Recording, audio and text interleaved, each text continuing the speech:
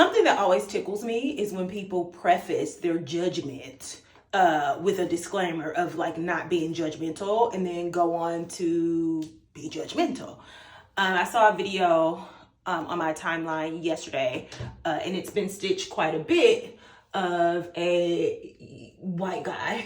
You know, I'm assuming he's youngish. And he was like, you know, not to be funny, but like, how do you get $27,000 worth of credit card debt? It came out very condescending and almost like, if you have that much debt, then, you know, you are careless or whatever in some type of way. And I think it's in response to this young lady. I don't know if y'all follow her. Her name is Brittany. I follow her. And she's on this journey to pay off, I think she had like $37,000 worth of credit card debt. And he specifically asked, how do you get that much credit card debt, right? And so she's on this journey to pay off this credit card debt, which is another thing. I follow her because I have a vested interest in seeing her meet her goal. She randomly came down my timeline one day. Even I was like, damn, 37,000 or whatever. Been there, done that. And so I was like invested in seeing her like meet that goal, because I have been someone that has paid off tens of thousands of dollars in debt. I didn't do it on the internet, but I've done it, right? And it's interesting to see like people root her on. You know, she gets judgment, obviously, because we're talking about the guy that made the video, the very condescending video, right? We know that you aren't really curious. That was your way of saying, girl, what the hell, right? But it's interesting to see how much support, you know, she has in her journey. You know, brand deals are coming now, you know, followers are coming in droves and that type of stuff. And it's not to make it a race thing, but we're going to make it a race thing. It's so funny and interesting to see how that has become a quirky little trait of hers that she gets to use to talk about, make money, and get that debt probably paid off a lot faster than she would have. And this is like no slight to her. Like I said, I'm following her journey. She's made huge sacrifices to, you know, pay that debt off. She's paying off little by little. And, you know, I'm going to be there to see it to the finish line.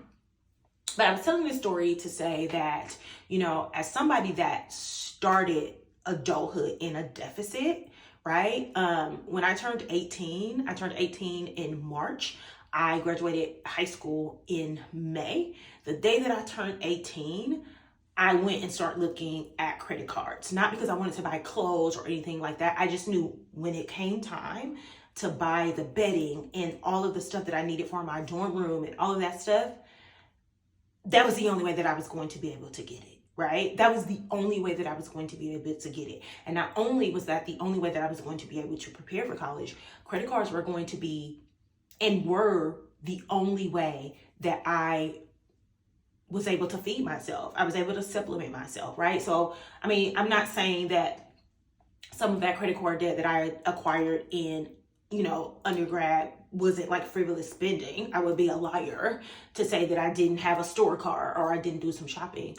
But I really, really accumulated tens of thousands of dollars worth of debt because I had no choice, right? I didn't have parents that I can get an allowance from. I didn't have parents that I can call. I didn't, you know, I didn't have it, right? And so for me, it was a means to an end. And so after I graduated undergrad, I spent all of my 20s getting out of that debt, because what I realized is I couldn't even get an apartment. Luckily, I had a boyfriend at the time and I was able to, you know, live with him, and, you know, I didn't have to worry about like being unhoused or any of that type of stuff while I was like finishing up undergrad and getting my master's degree and all of that. And when my little old car that was paid off died, I had to get another car, and I had to get a loan, and I ended up getting like a crazy like interest rate for a car that I was like upside down in. So I spent my entire 20s like trying to dig myself out of like this deficit. Like, you know, all I can say is deficit, you know. So getting in $37,000 worth of credit card debt is absolutely possible, right? And for me, my story is, you know, one of circumstance and, you know, one of just trying to survive, right? But sometimes people just make bad decisions. We just make bad decisions.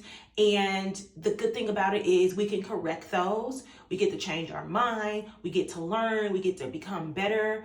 And I think Brittany and a lot of other people that, share their debt journey online and stuff like that, they're doing the best that they can. And it doesn't help to have condescending white men, like on the internet, telling her she's a bad, no good, irresponsible person in so many words, right? Cloaked behind a question.